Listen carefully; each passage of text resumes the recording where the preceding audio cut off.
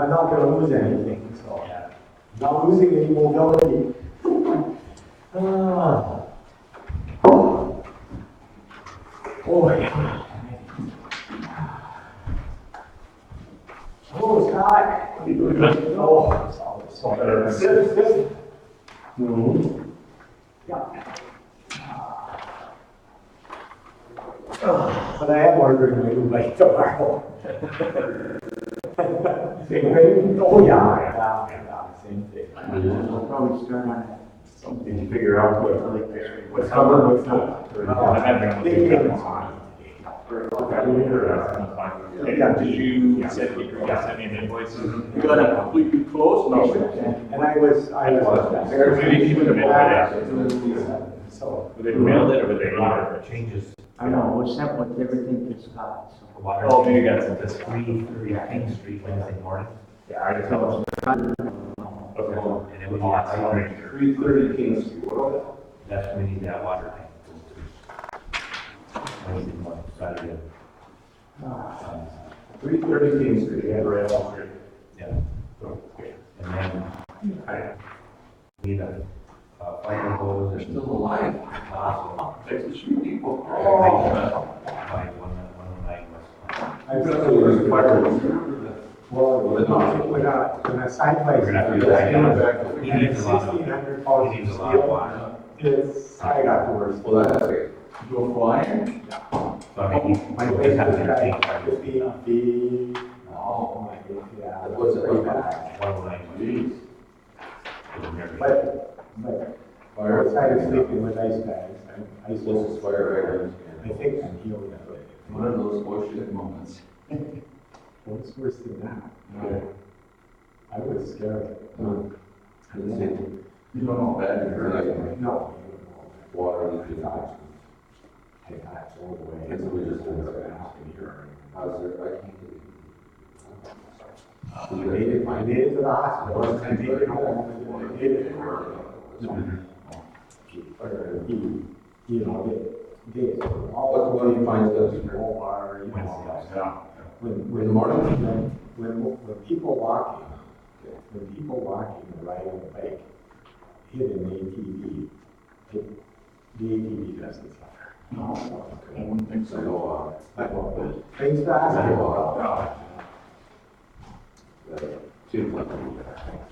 Did you ever do that? How did you find me? You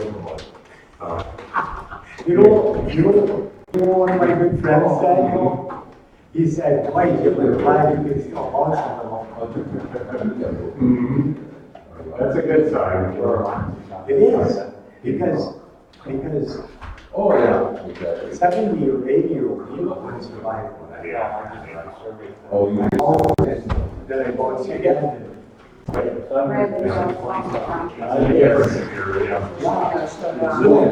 Muscle, little fast.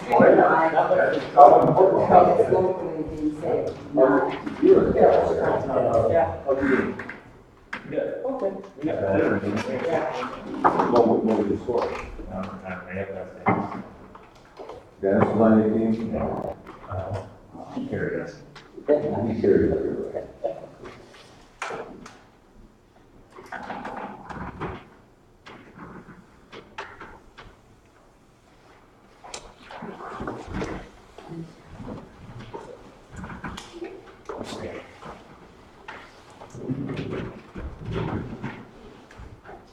How do we shut it down?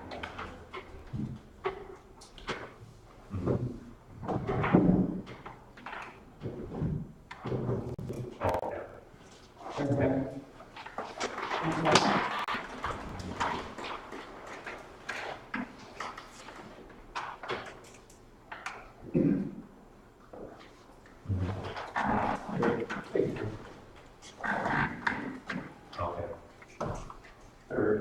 Is it going down? Yeah, I know. Is it going to close now? There was a Hit that box, man. Allegiance to the flag of the United States of America and to the republic for which it stands, one nation, under God, indivisible, with liberty and justice for all. Recording of the voters. All present.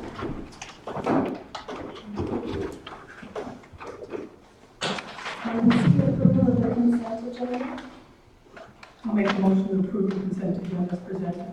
Support. Motion by Commissioner Corcoran, second by Commissioner Mildred to approve the consent agenda as presented. Any further discussion? Roll call vote, please. Corcoran. Yes. Mildred. Yes. Semo. Yes. Power. Yes. Virtual. Item D, approval of the agenda. I'll make a motion to approve the agenda as presented. Support. Motion by Commissioner Corcoran, second by Commissioner Mildred to approve the agenda as presented. Any other questions, discussion? All in favor? Opposed? Motion carries. Item E, review and place on file the revenue and expenditure report and cash summary report.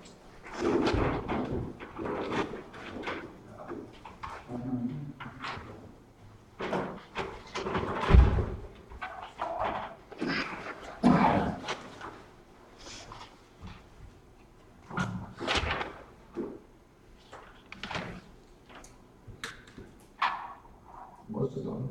It was on. Did the TV shut off?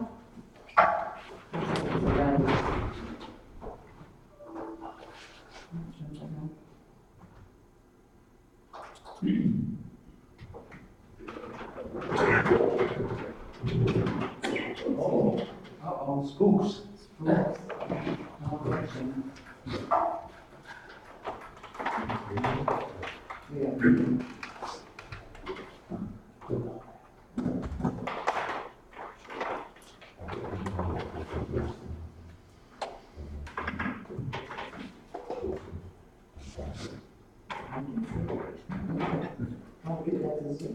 Is the TV in the correct mode? It looks like it's. Yeah. Was that the right one?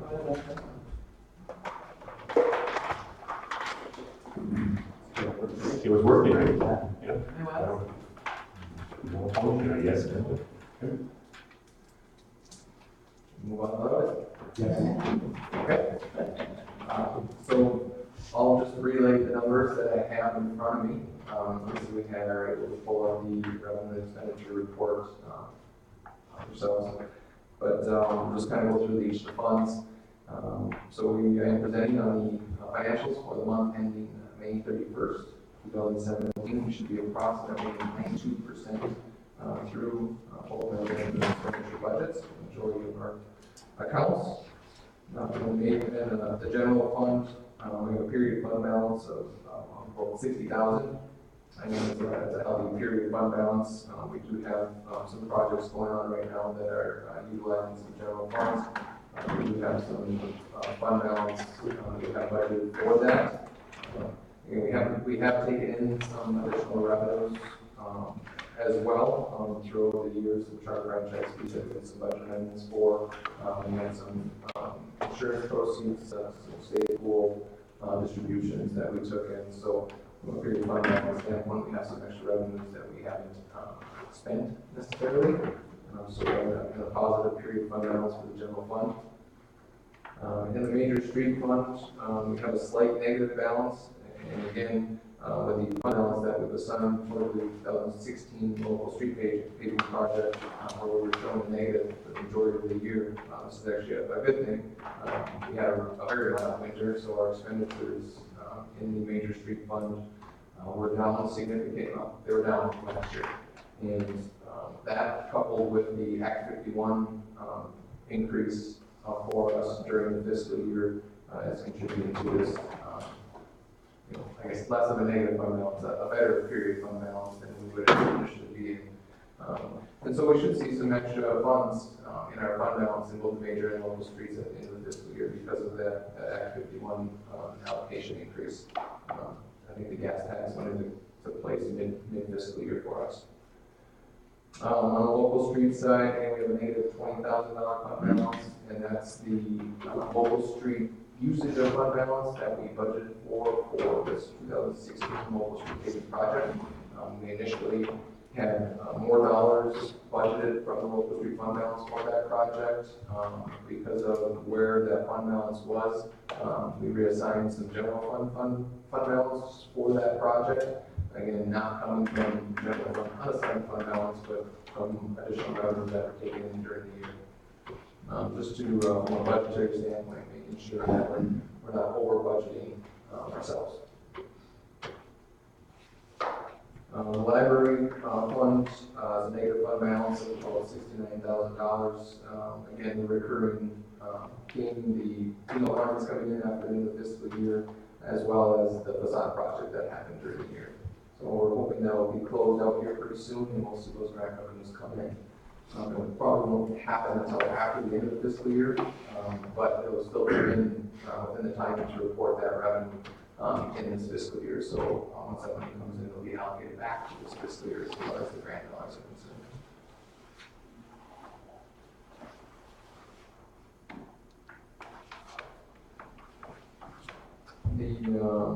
The Civic Center has a positive fund balance. Again, we did a big budget amendment, which I'll go through there, but they had some compressor issues that they may see some expenditures, some large expenditures for. We're working with the contractor on that issue. So we did increase that budget, and we'll go through those, but there's still a pretty good fund balance at this point for this fiscal year. The equipment fund is sitting at a negative fund balance of about $11,000. I mean, that's directly associated with the mild winter and the less than expected usage of equipment. So they've rented out less equipment, and their expenses were down as well because of less usage, but there's still costs that are associated with equipment fund, wages and benefits and things like that that will always be there. With the water fund, really significant to report. There's a positive period fund balance of about $340,000. Again, we do have bond payments coming up on July 1st. Significant dollar amounts in both the water and the sewer. Rural development will be posted back to this fiscal year. Like I said, same thing with sewer, and then we also had some additional saw grant work that we did that we'll have some grant dollars for as well. And that's the city items and revenue expenditure report. If there's any questions on those, I'll answer those now. Just that the budget amendment we're going to deal with later is going to bring the staff into your happy space that it should be in. Yes. There's no questions on that. The next report would be the cash summary by bank report. All of our bank balances are healthy, and we don't have anything significant to report.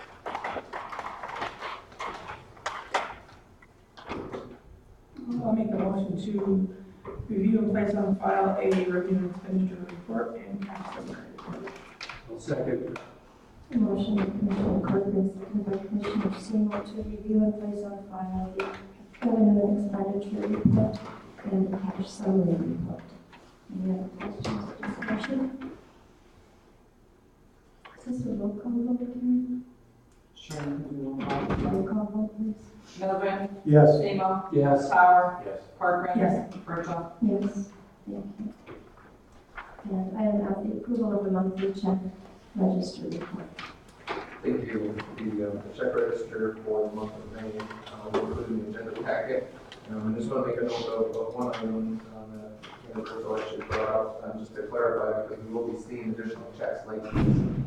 We got the light grant, which is in effect, and part of that grant is purchasing those properties from the homeowners and then of course tearing them down and reimbursement. So you list the checks with grant or both grant next to them for the individuals, not necessarily an agency, which usually is typically where our grant dollars transactions are associated with. So you'll see in this check register as well as future check registers, grant expenses, checks for the blight grant going to individuals, because the grant doesn't require us to purchase those homes from those properties. The grant is 100% reimbursable, so we will get the money back after the project is approved.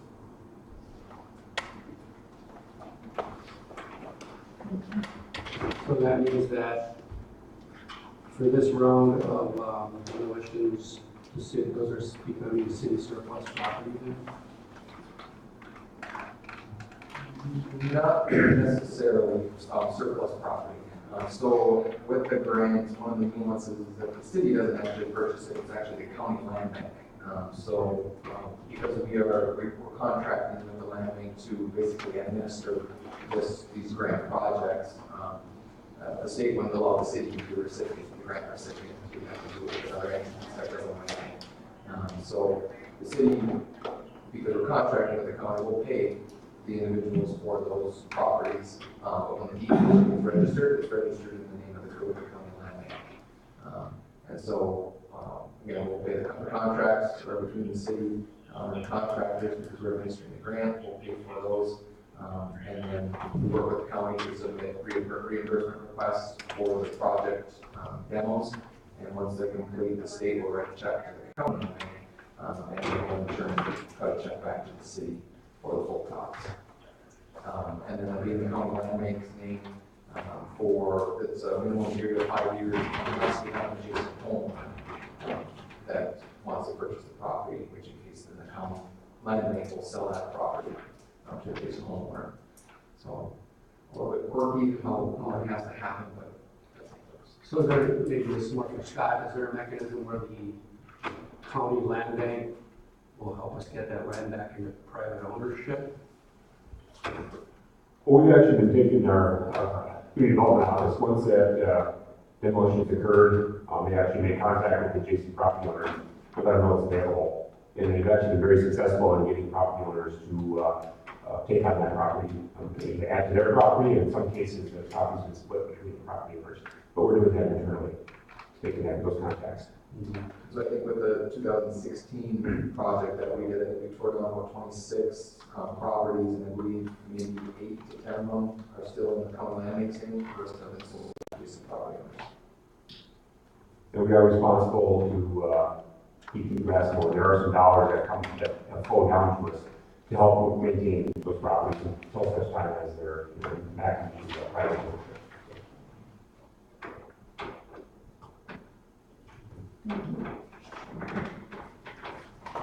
We have a motion to approve the monthly check register report. Motion by Commissioner Seymour, seconded by Commissioner Tower, to approve the monthly check register report. Any questions? Roll call vote, please. Seymour. Yes. Tower. Yes. Corcoran. Yes. Mildred. Yes. Birchall. Yes.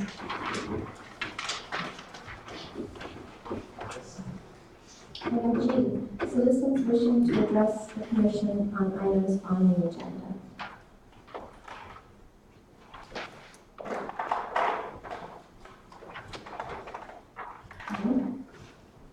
Item H, citizens wishing to address the commission on items not on the agenda. Yes.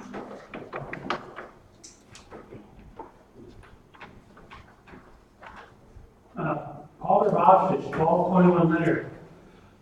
You're having two organizations, they're cutting the grass on the walking trail, and you got another one cutting the grass in the caves in that Friends of the Miners Park. You're renting these pieces of equipment, they each one of these for $1 a year, not a month, for cutting a year.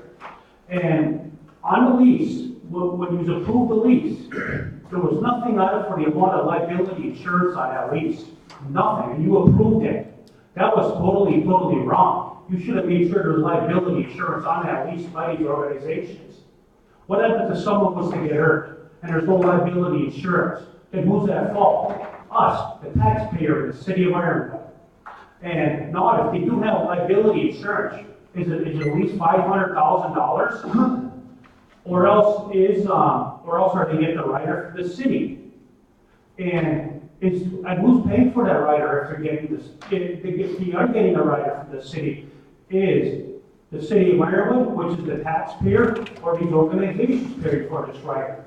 I mean, they got a good deal. I can understand your situation, Abby, but you have to be careful. And I brought it up last meeting. Nothing was done. I got, yep. I mean, looking at the ceiling. Keith and Terry Rock Salts, Southeast Corner, Florence and Best Street. On Florence Street, there's water from the mailbox to the catch basin. Bob Marine's house, Southeast Corner of Celia and Zinn. From his driveway on Zinn Street to the catch basin, full of water. And why? A 2-year-old kid could figure it out, somebody that's second grade. I mean, great engineering's on these projects. I mean, you're trying to make water run uphill. I mean, go over there. I mean, 2-year-old, somebody in second grade can tell you that. I mean, it's disgusting. And hey, you know who did the engineering and you know who approved it. Somebody better fix these people's yards. It's disgusting. Especially now with all this rain, then you gotta go cut the grass and you can't cut the grass with all this water in your yards. It's terrible what happened to these people's front yards. I mean, it is just terrible. And what have you people done about it? Absolutely nothing. Nothing. Absolutely nothing. I mean, you people don't care about these people's front yards. And these people do pay property taxes. And they pay their property taxes every year. Thank you. Thank you. Any other citizens wishing to address the commission on items not on the agenda? And presentation by Tom Becker on the subject of the first Friday of every month shopping day in downtown. All right, so it's pretty straightforward what we're trying to do. This project is being created by the VIDA. The First Friday concept is something that a lot of communities do with the First Friday every month. They try to encourage people to come downtown and go to the local businesses. And the way we're doing that is we are going to have some activities downtown. We're going to have music in the art park, and so the first one will be on July 7th, called Music in the Art Park. The theater is going to be doing tours and showing kids cartoons on a 15-minute interval, so they just interested to walk into the theater, sit down and enjoy it, and go out and enjoy the rest of the activities. Contrast Coffee is doing a trivia night, and then there's a few other businesses that are doing activities that are listed. I actually put a poster on that's desk there for you guys to look at for the events that are going on. And we're starting to post those around town. Then we have a number of businesses that just said that they're willing to stay open late, so basically it's going to take place from 6:30 to 9 o'clock. We have sent out letters to all the downtown businesses, so they're aware of it, and if they are interested in doing any sort of special activities, just to let us know so we can publicize that on our Facebook page and also through other means of publications. So that's kind of the basic concept of what we're doing. We hope to do this again in August and in September, and kind of looking at this summer as a trial run to see how it goes. Some of the things we've talked about doing for next year is writing a grant to potentially have a whole music series next summer for the same process. This year we are looking at either in the August one or September one that we would do a movie in the art park, an outdoor movie or something like that. So we're kind of still in the brainstorming for the rest of the summer, but this is our first round at it for the July 7th Friday. And it'll kind of pick up right where the farmers market leads off from the evening. So the farmers market ends at 6:30 and this will start at 6:30. So hopefully people will already kind of be downtown and this will encourage them to get down there. So far the reception from the businesses has been very positive. Many of the businesses are excited about it, and so we're excited to get going. Hope you guys have any questions for me. Just I was wondering if there's a Chamber of Commerce involved in this? Yeah, the chamber has been involved in the sense that Michael Myers has been to our meetings and talked and discussed this a lot with us, and so he's aware of what's going on. We haven't, they're not doing any sort of specific activities yet, but they may in the future, and we'll discuss that with them. And, you know, I just like to say that I'm one of those businesses that received that letter. Yeah. And right away I thought it was a wonderful idea. You go downtown and I've been watching the number of cars on the street now for a long time, you know, for 40 years because I've been downtown for a long time. But in these last months especially, you know, you have a 5-star restaurant almost like Annie's Hole and Dragon, and the cars there's more and more cars there. And Rigoni's Bakery, and they bake from scratch, and there's more people there. Then the new stores and the Contrast Coffee Company is always has cars going in the morning. So I think we're at that perfect time where it's naturally, the progression with the businesses and things is putting more people downtown, more people love our downtown, and they'll embrace a reason to come downtown. And then Friday, historically, when you grew up in Ironwood, was the night where the police had to direct traffic because there were so many people. And they were all walking downtown, I think it's just a great idea, and it's a perfect time to do it. Yeah, I mean, the long-term hope is that these things sort of take hold and there becomes sort of a shift in the pattern of, consumer traffic in the downtown, and over time you start to see more people there in the evenings as the businesses start to see the advantage of being open. Statistically throughout the country, the vast majority of business that takes place in downtowns is after 6 p.m. So, I mean, there's definitely an incentive there to be open. And as we get more, like you're saying, more businesses that are coming downtown and new businesses that are opening up that are key niche businesses that having thriving downtown, I think we'll see more of this. Also, I was going to, Gold Dragon actually is going to have live music that night too, if I mentioned that. And then the Northwest Food Co-op is doing some activities, and like some food tasting and attached foods and stuff like that for people there. So yeah, it's kind of exciting, and it's a neat thing to take advantage of in the summer. And so we hope that over time it'll take hold, and we'll just see a little bit more lively downtown in the evenings. Well, as Jim said, thank you. I think it's a really nice step, and hopefully it'll develop into something bigger. Yeah, we'll see how it goes. Just work from there. If you guys have any ideas, we're always open for ideas. Thank you. When I mentioned Rigolis, they're like the premier pasty builder in our area. There's others, I better not say that. But are we going to have pasties in the park? Yeah. On Friday night. Sounds good. All right, thanks, guys. Better be careful. Yes. No, we have the best pasty makers anywhere. All 4 or 5 of them. Moving on to new business. Item J, discuss and consider resolution number 017-022, recognizing Wisconsin, Michigan Destroyers AAA and Ironwood Reapers as a nonprofit organization operating in the community for obtaining charitable giving licenses. Again, we do have representatives from the organization here that can speak on this, and also in front of you is a copy of their information from the state that shows they are a 501c3 company.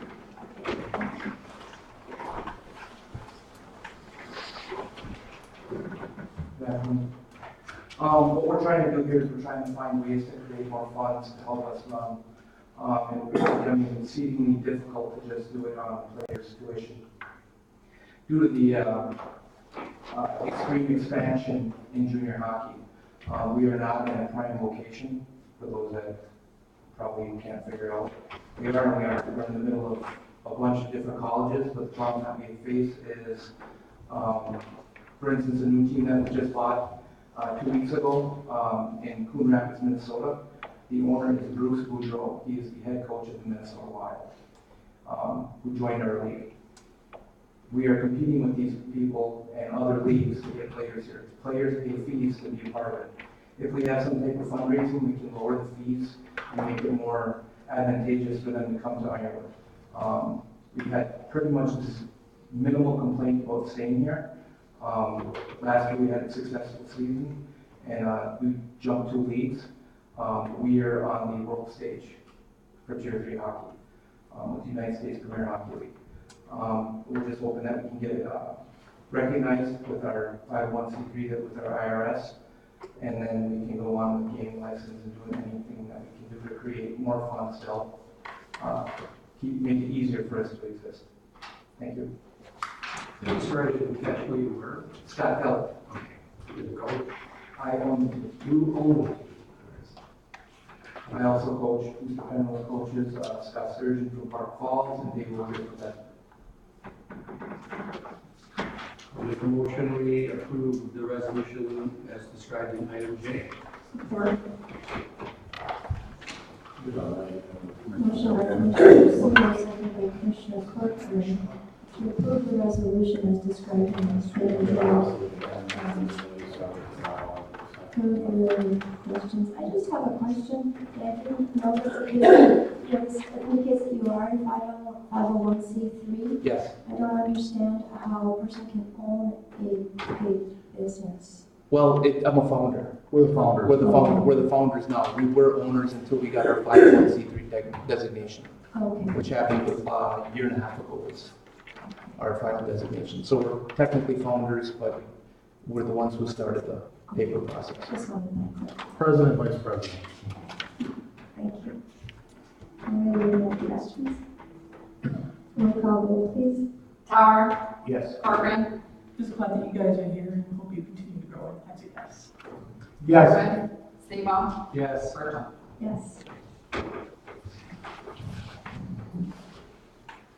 Item K, discuss and consider resolution number 017-011, approving the final costs of the assessor's plat for the road lands. Okay, thank you. A while back, if you recall, the plat was approved by the city commission for the Aurora lands. So there are actual parcels that have been developed, so people actually own the property that their house sits upon, which is a really good thing for development in that area, redevelopment, and reinvestment into the neighborhood. With that, part of the cost of doing the platting is being borne by the property owners. So there's a cost split between the city and the property owners, a 50-50 share. So all the final costs have been calculated, and what you have in front of you is a breakdown of those costs and the property owners that will be paying their assessment relative to them. And again, that's attached in the information. We are looking at a 5-year assessment. They can pay it out over 5 years at an interest rate of 3.25% if they choose, or they can pay it out outright if they choose. Again, this would take effect July 1st of 2018. And they pay it out, actually, because of the nature of our taxing process, when we collect taxes, that's when the first one would be due to the city. So again, you can pay out anytime before that with no interest. So there was going to notice out to all property owners so that they're aware of that, and you want to pay it out beforehand and not have to pay any interest on that, I should say. You can do that prior to that time. So with that, we do have Ron Jacobson from Coleman Engineering. He was instrumental in walking us through this process, quite a complicated process, but he got us through it, and we're in the final steps here. Any questions? I'll make a motion to approve resolution 017-011. Support. Motion by Commissioner Perkins, seconded by Commissioner Mildred to approve resolution number 017-011. Any further discussion? Roll call vote, please. Corcoran. Yes. Mildred. Yes. Seymour. Yes. Tower. Yes. Bergeron. Yes. Item L, discuss and consider approving bids to Snow Country Contracting, Inc. for the demolition and removal of 213 Beaver Street in the amount of $9,308 and 330 King Street in the amount of $12,990. Thank you. There's a memo in the packet. Again, these are 2 additional properties that warrant demolition. The difference here is we are proposing to use city funds. These were properties that were going through the county process to become tax delinquent. So instead of keeping those in the process, if they may stay in the system, someone would, typically what we've seen is they get on there and they realize they have a problem that's worth something that takes 3 more years to get them out of the system. So we are proposing to use city budgeted funds for these. The reason we're doing that, we have budgeted for the removal of some properties with local funds. We've been doing that for a number of years. And the time limits, we need to get these done by a certain time so we take them out of that cycle with the county and get back on the tax rolls. So that's why we're bringing these 2 to you. We're recommending approval of them. The bids are very competitive. You will see there's a 3rd property on there, which is commercial type property. It's getting very high, so we are not recommending, we deal with our budget funds for that. Hopefully in the future, less than $1,000 to get that property. I'll make the motion to approve the 2 bids for Snow Country Contracting as described in item L. Go ahead. Motion by Commissioner Mildred, seconded by Commissioner Tower to approve the 2 bids to Snow Country Contracting as described in item L. Any other questions or discussion? Roll call vote, please. Mildred. Yes. Seymour. Yes. Tower. Yes. Corcoran. Yes. Bergeron. Yes. Item F, discuss and consider approving the extension of the gas plant tolling agreement. Thank you. We've been working with the US EPA and the local Michigan Department of Environmental Quality over the last 3 to 4 years on what we call a gas plant site. That site's been cleaned up with their assistance. And there is a repayment agreement. So again, they do a ability to pay analysis in the US EPA. See what can we afford, what part of that cost can we afford. We've been talking to them through the whole process, trying to be as neighborly as we can, working with them. I think we've done a great job partnering with them to get this cleaned up and hopefully keep those costs down. So with this said, this would be a 1-year extension on that agreement to allow us and them to work on the details and get those final numbers finalized. Again, there was one extension here maybe 6 months ago. This would be one additional extension. Just reading between the lines, we're not sure what, the EPA changed and stuff, I think they're still working forward, trying to get their final information together on their end. I make a motion to approve the extension of the gas plant tolling agreement. Second. Motion by Commissioner Melton, seconded by Commissioner Tower to approve the extension of the gas plant tolling agreement. Any other questions or discussion? Roll call vote, please. Seymour. Yes. Tower. Yes. Corcoran. Yes. Melton. Yes. Bergeron. Yes. Item N, discuss and consider awarding a bid to Markowitz Heating Inc. in the amount of $9,175 for the repair of the heating system at the public safety building. Our building was built in the late 1987, and it's had the same heating system. There's been some upgrades, but it was a boiler system. Technologies have improved, and now we can convert to a forced air system, which we feel would be much more efficient. The discrepancy in cost is Markowitz has placed the heating system and has maintained the heating system, so they're comfortable with using current with some new equipment. The other company was not comfortable with that, being that they could not vouch for the integrity of the equipment. So that way there was a significant difference in pricing. One of the other things we wanted to do was work with a company that was local, because when the heating system fails, it tends to be in the winter time we need it fixed immediately. So the company Marquette that we were trying to deal with could not guarantee they could be here within 24 hours. So that was the challenge we were trying to get bids. The reason why this comes to you kind of suddenly is our system is failing now. So it's either we invest in the current system and make the repairs necessary, or we look at changing out the system. And after speaking with the various companies, they recommended changing the system. Next question. I'll make a motion to approve awarding the bid to Markowitz Heating in the amount of $9,175 to repair the heating system at the public safety building. Motion by Commissioner Melton, seconded by Commissioner Tower to award the bid to Markowitz Heating Inc. in the amount of $9,175 for the repair of the heating system at the public safety building. Any other questions or discussion? Roll call vote, please. Tower. Yes. Corcoran. Yes. Mildred. Yes. Seymour. Yes. Bergeron. Yes. Item O, consider approval of rural development pay package in the amount of $19,300.89 for the City of Ironwood Phase 3 Utility Project water portion, and authorizing the mayor to sign all applicable documents.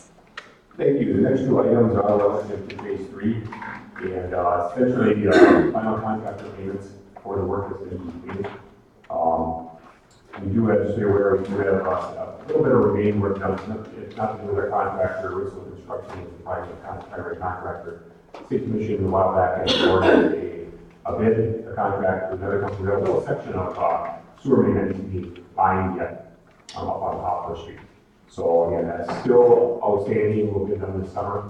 But this basically is final payment to Ritzel for the work and just engineering costs that for reimbursing and that expended throughout the project. So. Are we within the budget on all of the payments here? We are under budget. And these different charges from Coleman and Ursula, they're That's valid. all part of their contract, and hours spent, they submit actually time sheets that show the hours spent to evaluate those. So yes, they're all appropriate costs. So what happens to dollars from your budget by. Oh, if they're own dollars, you don't take the home dollars, the rent dollars, they go back. So, I'll make a motion, we approve the pay package described in item O. Mike, I just had, maybe Mike, one more comment. If I could just add, ordinarily, your last payment to the contractor would include a resolution adopted by yourselves finalizing the project. Because of that small outstanding tunnel vision aspect, you're not gonna have that resolution before you, until that work is completed. And there it will state the dollars that you're giving back, that the project is under budget slightly. Commissioner Seymour, that answers your question. Is there support for the motion? Support. Thank you. Motion by Commissioner Seymour, second by Commissioner Corcoran to approve the pay package as described in item O. Any other questions? Roll call vote, please. Corcoran. Yes. Middleton. Yes. Seymour. Yes. Power. Yes. Bergeron. Yes. Item P, consider approval of rural development pay package in the amount of $65,348.89 for the city of Iowa Phase 3 utility project sewer portion, and authorizing any sign of applicable documents. Yeah, same discussion. Yes. I'll make a motion, we approve the pay package described in item P. Support. Motion by Commissioner Seymour, second by Commissioner Corcoran to approve the pay package as described in item P. Any questions? Discussion? Roll call vote, please. Middleton. Yes. Seymour. Yes. Power. Yes. Corcoran. Yes. Bergeron. Yes. Item Q, discuss and consider resolution number 017-021, amending the General Appropriations Act for fiscal year 2016 through 2017.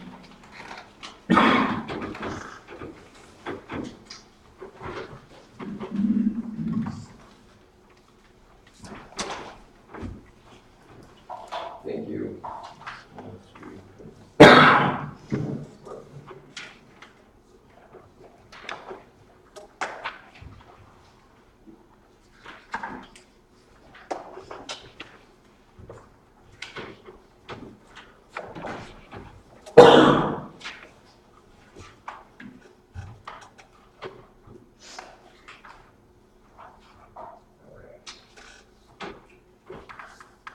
All right, thank you. So tonight, before you a resolution to amend the General Appropriations Act.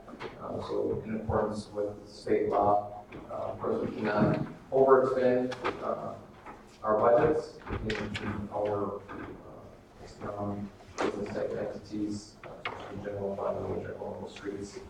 So this is a common thing we do at least once a year, sometimes more than once as we go through the fiscal year and we're spending money. So this General Appropriations Act puts us in line with where our budget to actual is, and incorporates any changes that we've done throughout the year, additional projects, additional revenues, things like that. And so I'll just note it up front, and then I'll try to remind you at the end, but with this fiscal year, we didn't really have many unknowns that actually came up, and any increases in expenses were paid for by increases in revenues. Also, we're not dipping into any unassigned fund balance with these budget amendments. We're dipping into, we are doing some assigned fund balances for certain things that were identified and spent during this year. They just weren't put into the budget as we went through the budget process. And so I'll go through a lot of the major items that we hit. And if you have any questions as we go along, feel free to stop me, or you can wait till the end. With the licenses and permit line item, this is the cable franchise fee revenue. It went up significantly this past fiscal year with the change that occurred after the start of the fiscal year. So it's a change in the formula that we receive those monies from. With the state grants, small increases due to the revenue sharing was up a little bit higher than what we had budgeted for. Federal grants is directly related to the public safety vehicle. The charges for services, the biggest part of this is the blight grant dollars. We didn't have it in the budget. We didn't award the grant at the time we adopted it. So that's going to be the biggest part of that. Interest and rents, where our interest rates on our accounts went up significantly from where they were in the past. So basically, interest rates went up a little bit, we're accounting for those. And then other revenues, there are a few different items here to note. We did receive a significant amount of donations for the Mount Zion New Impact Project, about $17,000. And also the biggest part of this is with our liability insurance carrier. Every year we get a distribution of net assets from that entity. It's based on, we're in a pool with Murma, who's our insurance carrier, but we're in a pool with other state and governmental entities. And based on the formula of revenues taken in from premiums and expenses paid out from claims, they have a dollar amount that goes back to the entities that participate in that pool. So each year, we hope to get something. We've been fortunate to get amounts back. But this past year, we got, I think it was around $30,000 from that pool, and then an additional one-time payment as well of $30,000. And it's basically a net asset distribution from them. That's not something that we depend on, not something that we budget for, but fortunate that we can get those. And other revenues as well, as we did have an insurance claim on the welcome sign coming in from Curly, so the replacement of that, so that is additional revenue in that item as well. And so for the use of fund balance, that increased, we had some items, and I'll kind of go through those as I go through the general fund expenditures, but we had items that we paid for, which is in the Memorial Building Facade project came in over budget, so we had funds set aside and assigned fund balance to put toward that project, things like that. So as I go through the general fund expenditures, with the Major Street Fund and the Local Street Fund, the increase of $200,000 each in the Major Street Fund. We're doing a budget amendment for the project that's starting to happen right now, the crack ceiling. So it's something that we identified throughout the year after we go through our whole audit process and get a more clear picture of the fund balance available. So it's not something that we put into the budget from the get-go. The majority of the money that we put into the major local street funds were spent on that 2016 local street paving project. So we did move dollars from Major Street into local street for the 2016 project, because we kind of budgeted in both areas, and realistically they were spent in the local street area. So we moved monies there, and then like I said, the Major Street, we're actually using fund balance on hand for the crack ceiling project that's going on now. With the library, two items I want to note there: the facade project that they have going on right now. They did have to put some local dollars to that over and above the initial match that they had intended on based on the scope of the project. I think that was about $7,000. And then they also had an insurance claim due to water damage, so revenue and expenses for about $8,000. They had some flooding in their basement. Memorial Building is more of a cleanup item. We didn't budget for it initially. Again, we're not taking in what those are for. An old millage that we have on the books. I mean, the personal property that we applied for that still has that millage on there. So we do need to budget for that. We do have revenues and expenses in that fund. So it's the cleanup item. With the Civic Center, just wanted to note that the two bigger items, the Fighting Reapers revenue and expenses that go along with that was not initially budgeted. At the time the Civic Center was going through the budget last year, there was no contract signed at that point for that year, so they didn't include it. Of course, fortunately, the contract was signed with the Reapers, so we're putting those dollars back into the budget, both the revenue side and the expenditure side for last fiscal year. The current fiscal year that we know. And they had some compressor issues out there. They had some compressors fixed and breaking. We're working with the contractor, I should say the Civic Center manager and board are working with the contractor to resolve that issue. I think until they actually put down the ice again and run through that process, and you'll know that's actually fixed. So there's invoices out there that are outstanding that if everything is, I guess if everything is resolved and those invoices are paid, they will get booked back to this fiscal year. So we're going to budget for that. And they will be using their fund balance for those issues that came up, unexpected issues. In the equipment fund, big reduction, and this is directly related to the mild winter and less equipment usage. So first we budget expenses in all of the departments and funds that use equipment, and the revenue side of it is in the equipment fund. So while the decrease in expenses happens through all the other funds and departments, this is we're using a major hit on the revenue side. So we're reducing that to be more in line with where they're actually at this year. In the water fund, there was just a small adjustment. This was for a wellhead protection grant, something that we budgeted, put a small amount in the budget for this. And as Bob Turner, the manager, works through that, if we have items that are eligible for a wellhead protection grant, we can get reimbursed for those expenses, which then have back in the budget.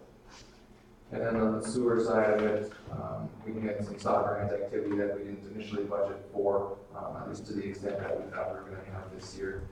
So we're adding back both SAW grant revenue, the grant, and the expenses that are associated with that.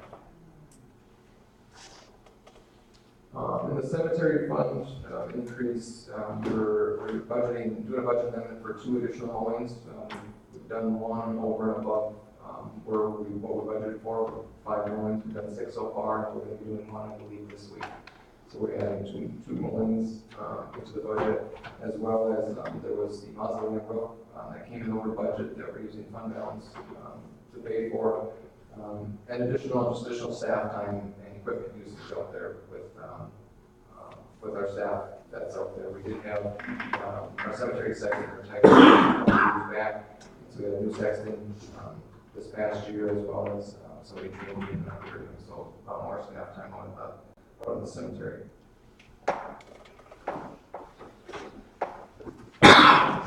Any questions on the revenue side before I continue with the expenditures? Okay. So on the expenditure side, the general fund first. We do have specific areas. First, as you know, we have multiple general fund departments that we budget for, and then we place them into these queues essentially under these titles. But with the legislative, which is basically the commission, we didn't do any adjustments to that budget. The general government is mainly the offices here at the city hall here. So we did an increase there. We had an employee in the Parks Department that just submitted her intent to retire this fiscal year, so good for her. But those dollars were budgeted next year, anticipating the retirement to happen next year. But because it's happening this fiscal year, she is entitled to leave payout of accumulated time based on her contract. And so we're adding that into this fiscal year's budget, since that's when we approve it. Which we'll do a budget amendment next year to take it out of next year's budget. And then, as well with that, the wage increases, and jump down to the other functions from the big decrease here. As we go through the budget process, we're usually going through the union negotiation process as well. So we put money into the budget for wage increases, not knowing if we're going to stick. So we put them in one area, and then once it's determined that they've been committed by the commission and signed the other contracts, then we reallocate them out. And so that's reducing this other functions, and that's essentially those wage increases, 1% wage increase and $500 bonus, and reallocating those out to the other departments, the majority of them are within the general government. With the public safety, there was a few items that we had in there, just to note the bigger ones. Again, the vehicle, of course, we do a budget amendment for the grant side of it, and then the remainder of the expenses, I don't know if you recall, but in the last 3 fiscal years, we budgeted an amount each year to put toward that. So each year those funds are in the fund balance, and now we're actually spending those to do a budget amendment to get out of the fund balance to pay for that vehicle. They also, the public safety department also had a individual retire and have leave payout right at the beginning of the fiscal year, a significant amount. And so we're putting that into the budget as well.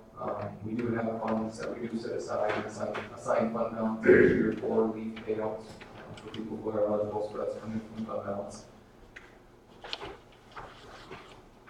And the public safety also received a grant for a security system that they put in place. The security system total is $13,000. They received a grant for half of that. Those are the majority, the bigger items in the public safety. Health and welfare, this is going to be our community development and blight zoning ordinance area. Again, the blight grant is the biggest portion of this change here. Again, our blight grant was $160,000, so we're doing an increase to the budget for that. And then also what I took out was our zoning ordinance update. If you recall, in fiscal year 16-17, we budgeted $30,000 committed fund balance for the zoning ordinance update. Of course, we know that's not going to happen this fiscal year. It is budgeted for the next fiscal year, so we're removing it from this budget.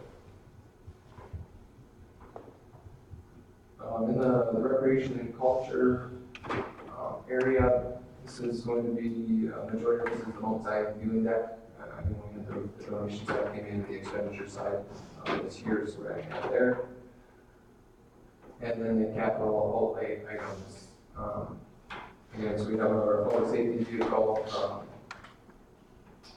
And it escapes me the other items that we moved to capital outlay. I apologize for those additional items off my head. Essentially, we're back at our capital asset management policy, and it mentions specific dollar amounts on equipment, upgrades, structural maintenance, things like that, that we actually have to move those items into capital outlay as opposed to leaving them within their departmental budgets. So we're shifting some dollars there. On the transfers out area, we are transferring, due to budget amendment, to transfer $47,000 to the local streets, and that's being made up of additional dollars that came in on the general fund revenue side. Again, for those kind of insurance, state pool distributions, and charge franchise fees. And the local street, we budgeted $67,000 from fund balance in the local street to help pay for the 2016 street paving project. But that would essentially extinguish the local street fund balance. So rather than do that, we had some general fund dollars available that came in with this fiscal year. So we'll shuffle those over there. And then with the cemetery, we transferred $35,000 additional dollars to the cemetery to cover the additional costs that they had there with the mowings, the roof, and the additional staff equipment.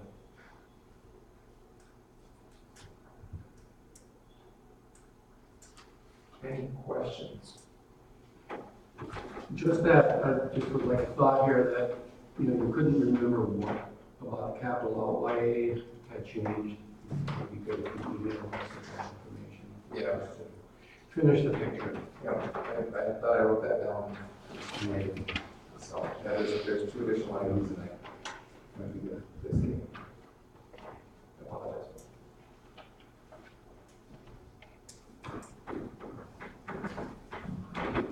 Thank you for the detailed breakdown. Maybe some other questions from commissioners on the budget amendment? Is there anything in here that you see that will make the right plan for No, so this is again required by state law to bring us more conformity with our actual expenditures. So the state law is that you can't spend more than what you appropriate. We don't have to go and do the majority of these budget amendments in that regards. The one thing that would raise red flags, or does raise red flags with the state auditors, when they look at it, is that there's big discrepancies between budget and actual. So if say we took in a lake grant of $160,000, we didn't do a budget amendment for it. That's one thing that would raise a red flag there, but some of them we don't have to do budget amendments for. It's nice because we do, and I present the financials on more of a detailed basis, and so for the commission, I think it's better to see when we get into those individual departments that we're actually in line with what we got as well. Budget amendments are mainly putting us in line with where we're actually at and required, so. I'd like to make a motion to approve the resolution in item Q amending our General Appropriations Act. Second. Motion by Commissioner Seaver, second by Commissioner Tyler, to approve the resolution amending the General Appropriations Act. Resolution number 017-021. Any questions or discussion? Roll call vote, please. Seaver? Yes. Power? Yes. Corcoran? Yes. Middleton? Yes. Virgil? Yes.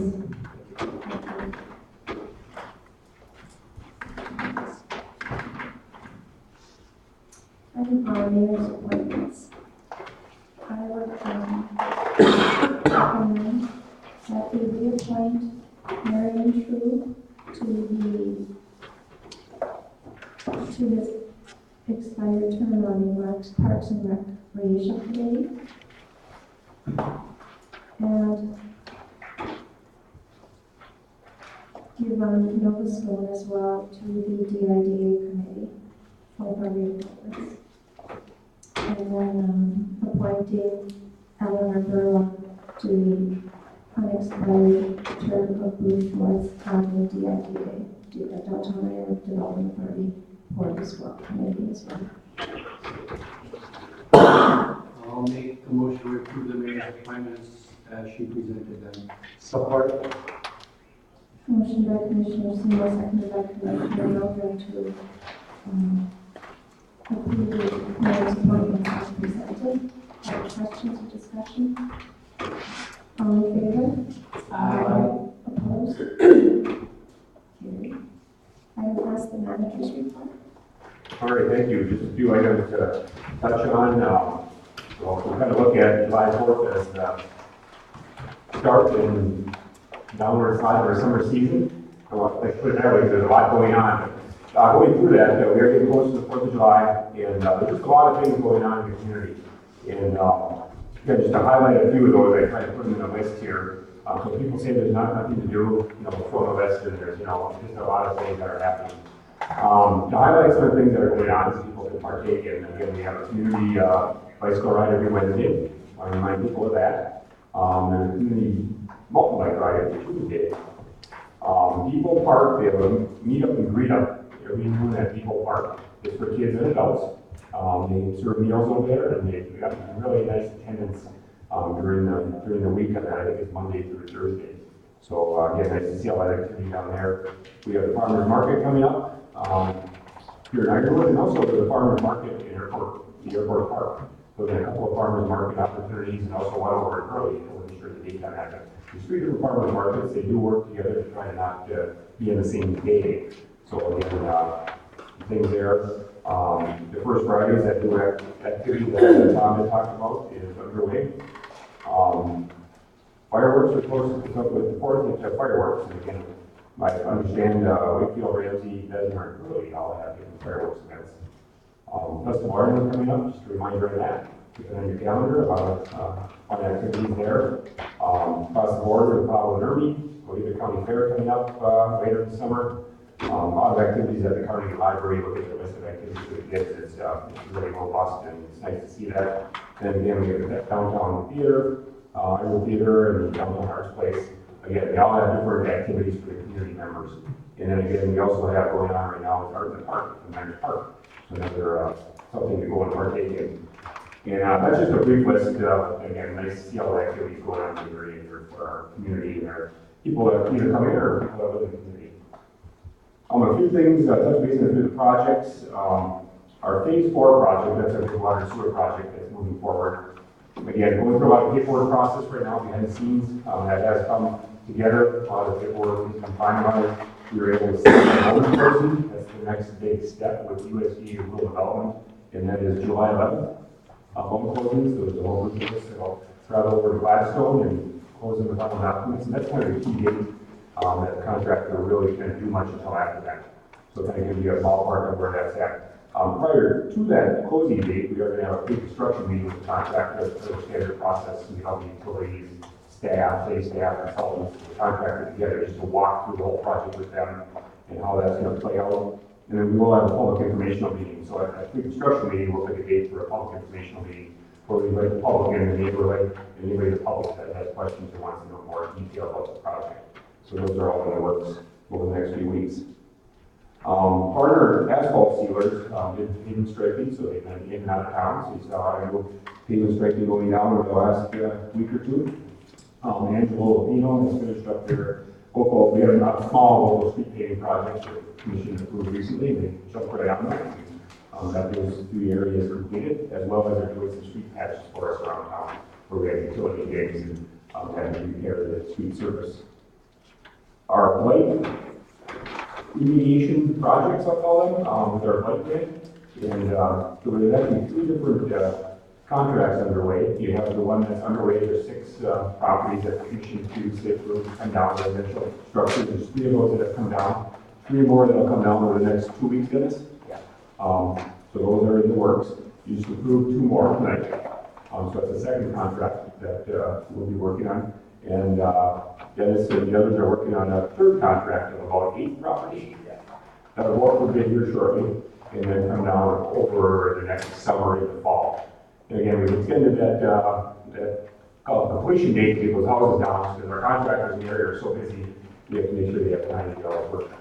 So again, a number of projects, and then when that's done, we'll see where we're sitting with the blight grant, and again, over the fall, winter time, see if there's additional structures that can be removed under that blight grant. You also see some work starting on the business route. The city commission approved 2 locations where we found we had some sanitary sewer issues on the business route. That's going to be overlaid by the DOT here shortly. So commission did approve Ritzel Construction to make repairs. They started stock cutting today at the intersection of Gale and Suffolk Street. That's the first location that they'll fix. And they'll go down to Douglas and Ridge, I believe is the other location. At the manhole that will be replaced with there. So you'll see that work going on over the next few weeks. This one will get done.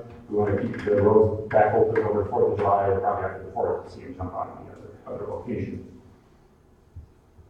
And over at the library, you mentioned we have finalized that facade grant. A lot of work was done last year by Angelo Lupino. They had some punch list work on the front entranceway that's getting done right now. So hopefully this week that'll be done and that project will be wrapped up over at the library.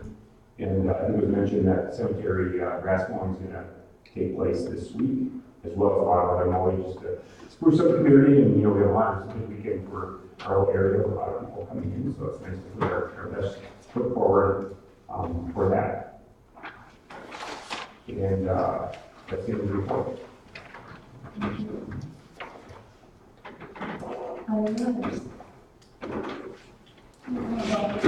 A couple items. I know it's a way out, but I do have 2 conferences to attend, so I'm requesting to be excused from the meeting on September 11th. Make the motion to excuse Commissioner Corcoran from that meeting. Second.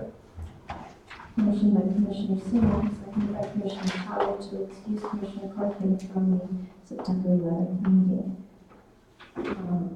All in favor? Aye. Opposed? And then just one other comment, with our city attorney, I'm not sure if we can add any, there was concerns brought up about the liability of people mowing the different trails. Do we add anything about that we're covered or Well, there's a waiver that you have to sign, a waiver in that agreement with him. We don't have it here in front of us. Yeah, and I thought that we were in a good place with that when we talked about it. Yeah, we were. I just wanted to confirm. Yeah, and also proof of insurance, also back up with Commandant, that they need to show proof of insurance, and they also do a waiver of liability to the city that they sign off. That was crafted by the city attorney. want to confirm that. And then I would like to add the fact that with your report today, Scott, you know, there's 40 or 50 projects that the city, public projects, improvements on the city.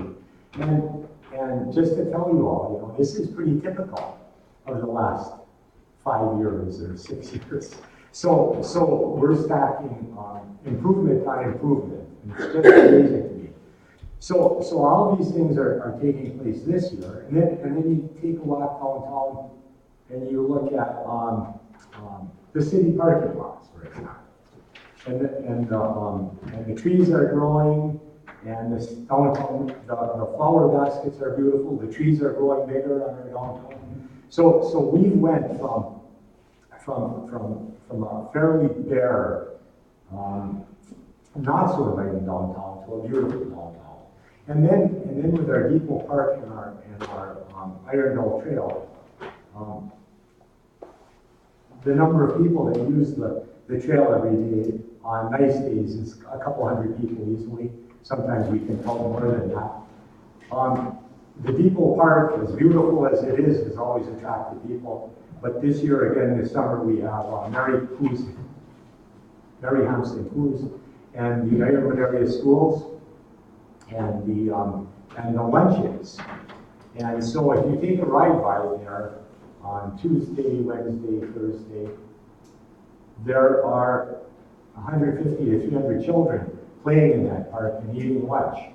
And before the lunch is served, the mothers and the children are walking downtown on the various streets and sidewalks in the Ironville Trail. And then they're playing in the park for an hour typically. It's you know. I like to go to church, and most of us have gray hair in church. So it's really nice to go to the park and see 200 or 300 children eating lunch and playing in our park for that hour. So just remind everyone about the improvements that are made and just how exciting our town is becoming. Just to piggyback on what Jim said, the Prairie Fire Children's Theater started today at the theater, and had a woman down there. I think there probably were 50 or 60 kids that were trying out this place. That was really just nice that Jim said to see children being involved and that we're providing things for them to do. Just like to make a comment on that. Don't miss the performances next Saturday.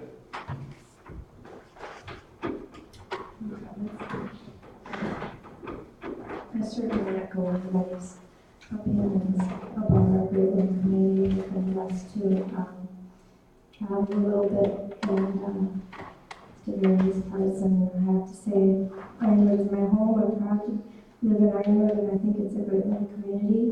And I think we've been making a lot of forward progress. Yes, we have our problems, we have our issues, but we certainly are moving in a positive direction.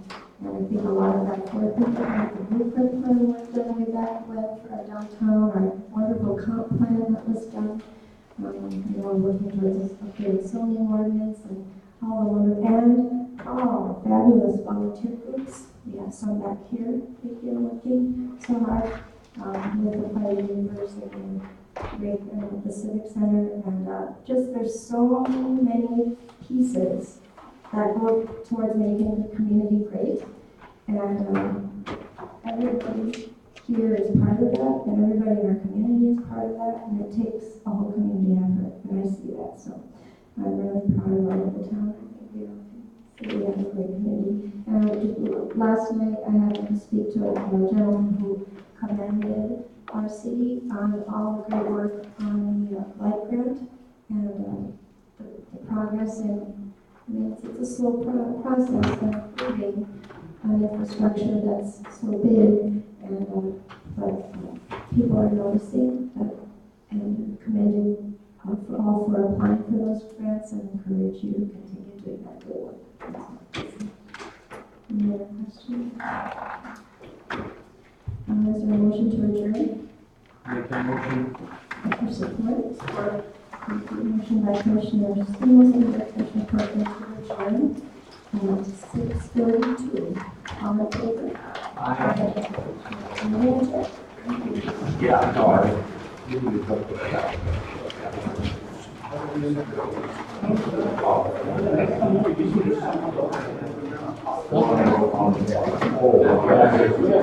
you.